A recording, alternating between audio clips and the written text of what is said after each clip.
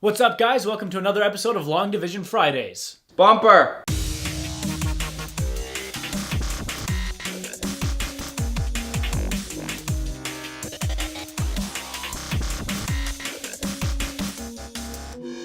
Okay, so this episode is actually going to be a two-part episode, so make sure you stay tuned in a couple of weeks to see the next part of this two-parter, because we're splitting it. It's going to take place in two parts.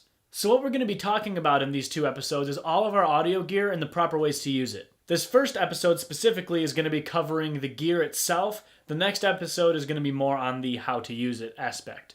So let's start off with the Rode NTG2 shotgun mic, which is what we're recording on right now. The reason we decided to go with the Rode is because, first of all, it's a super awesome brand. I have two Rode microphones, and I'm in love with them. We're going to get to another one here in a second, but it's a fantastic brand. Check out their website. It's in the description. They're great. Aren't they great? So the nice thing about the Rode NTG2 is it's super sensitive and it's super clear. So what that means for us is that it's actually able to pick up what we're saying and block out a pretty good amount of the background noise. The reason it's able to do this is because it is a shotgun microphone, which means it's directional, which means wherever the microphone is pointing is where the sound's going to go. I'm actually going to get rid of the green screen here for a second. You can see this is the microphone. It's pointed at my mouth, at my face, and that's why it's able to pick me up. And what that actually does is if I ever have to turn away from the microphone, the audio quality changes drastically. So you want to make sure that whenever you're using a shotgun microphone, you have it pointed directly at your actor. But we're going to get to that more in the next episode. I'm not going to spoil it.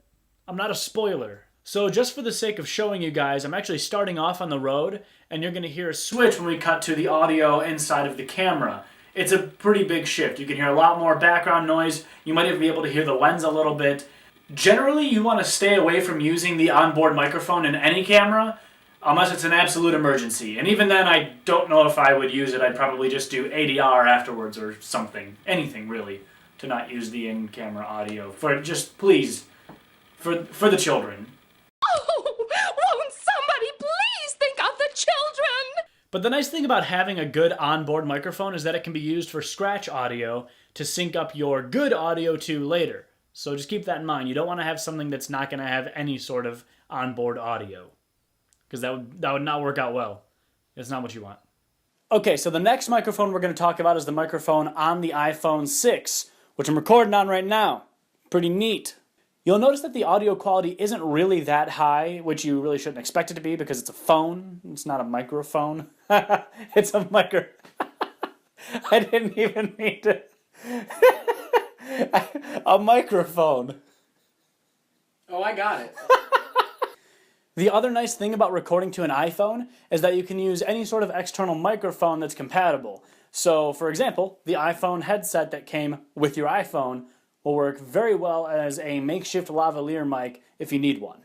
There's also an app from Rode that gives you their lavalier microphone plus their specific app to let you have a lavalier on the go, and you can just have this in your actor's pocket, which is really nice. It's a little bit more portable than having some huge thing on the side of their hip that you have to try to conceal. Because everybody's got a phone in their pocket. Everybody. Even actors. Especially actors. And last but certainly not least is the Rode NT1A studio microphone. This is one of my absolute favorite microphones that I own. It's not really designed to go into the field all that much, but if you ever have to do a voiceover or ADR for any project, it's an extremely difficult microphone to beat for the price. I didn't mention this before, but this and the Rode NTG2 shotgun microphone both require some sort of power source. The Rode NT1A, which is what I'm recording on right now, requires phantom power only. The NTG2 can either be powered by a battery or by phantom power, which is where it's really nice to have the Zoom H4n as your interface, because that's actually able to kick out the phantom power that you need. Boom.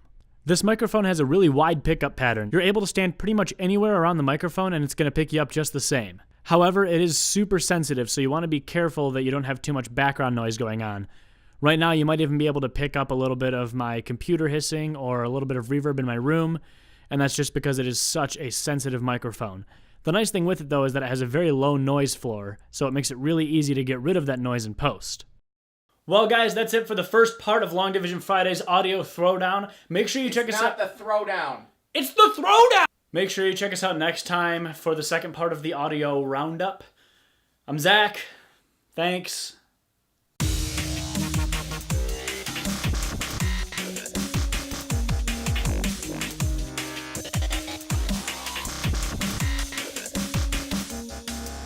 we appreciate the fact that you're viewing our video right now. So make sure that you click subscribe and share